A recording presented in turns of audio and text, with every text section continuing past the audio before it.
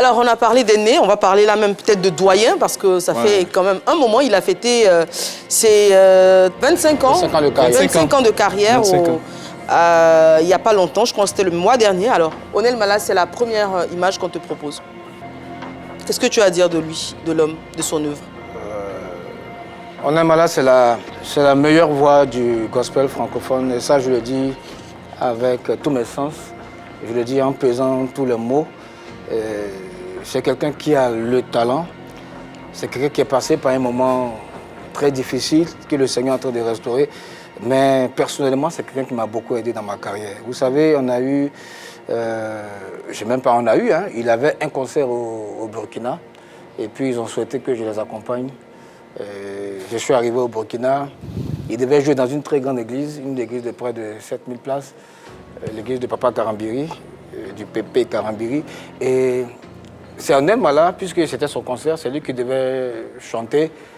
Et on était assis, et puis il m'a dit, Chilo, ça va? Tu es prêt? Il dit, comment? Il dit, bon, je ne chante plus, c'est toi qui vas chanter. Il dit, comment ça? Il dit, non, je ne chante plus, c'est toi qui vas chanter. Donc, en pleine église, là, je me lève, je donne les accords au pianiste, je monte, je commence à chanter et je vois qu'Onel Mala, la légende d'Onel Mala. Là d'où on vient, l'enjaillement ne s'arrête jamais. On vit à fond le présent. On a aussi de grands rêves pour demain. Et on sait que là d'où on vient, on peut être plus que des jeunes. On peut être fou et ambitieux.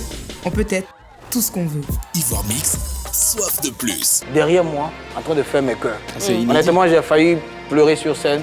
Après, je l'ai serré dans les bras. J'ai dit, vieux, il dit non, on m'a fait ça aussi quand j'étais plus petit. Donc aujourd'hui, quand je vous vois, je suis très heureux et je veux que vous montiez. Donc vraiment, c'est quelqu'un qui a beaucoup fait pour moi. Ouais. Moi, je vais bénir le Seigneur. Son bénia donc. Image suivante. Je ne vais plus m'arrêter, je le sens. Eli Oyedou. Monsieur Eli Oyedou. On l'appelle le lion, c'est le lion du gospel ivoirien. C'est ce monsieur-là qui m'a permis pour la première fois de ma vie de prendre l'avion. D'accord. Et il était assis juste à côté de moi et justement il m'a mené à Ouaga avec Onel. C'est vrai que je voyageais avant, mais c'était le voyage de car là, vous voyez, non?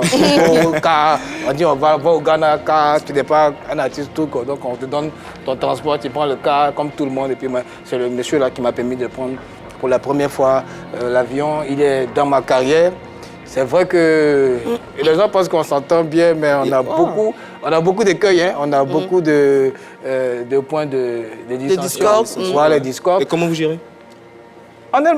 Eli, on peut faire parlable aujourd'hui à 1h du matin. Et si demain, on a une activité quelque part, il m'appelle à 6h. Petit, ça va? Il dit, ouais. Il dit, bon, on doit tourner à 6h là. Il dit, aïe, évidemment. Il vient me chercher. On s'en va, on tourne, quand on se boude dans la voiture normalement, on finit de jouer, il me ramène chez moi, et puis le parlable continue. Mais pour le travail, il est resté professionnel, et justement, c'est un de ses slogans, professionnel jusqu'au bout, et je le salue, Eli. Très bien. Dernière image. Elle est toute jeune, mais elle a une carrière déjà florissante. Morija. On rappelle qu'elle a fait le plein de la 4000 places. Du Palais de la Culture, ouais. Ça, c'est la pépite du gospel ivoire. C'est un talent que Dieu nous a donné. C'est une sœur humble, remplie de talent, remplie de... Elle a de la grâce, elle a de la faveur. Puis ses parents même étaient dans le... Ils sont toujours dans le sacerdoce du moins. Sa mère qui est Ruth Lamoabite, son papa qui est un grand pasteur et qui a été l'initiateur d'un réveil ici en Côte d'Ivoire. Morija, en tout cas, elle fait beaucoup pour le gospel. Et je peux que le Seigneur la monte encore. À son passage ici, elle est passée ici, elle nous a dit que souvent, ça lui arrivait de mentir. Oui. D'accord. Et toi, ça t'arrive de mentir souvent? Il a menti pour dire quoi? Donc tu ne mens jamais? Je ne sais pas, j'ai menti pour dire quoi. Je sais pas. Okay. Moi, je préfère dire la vérité et puis voilà. Ça marche. Par exemple, les lunettes d'Anaconda qu'il a portées, ça me plaît. Ça me plaît s'il me donne à la fin de l'émission.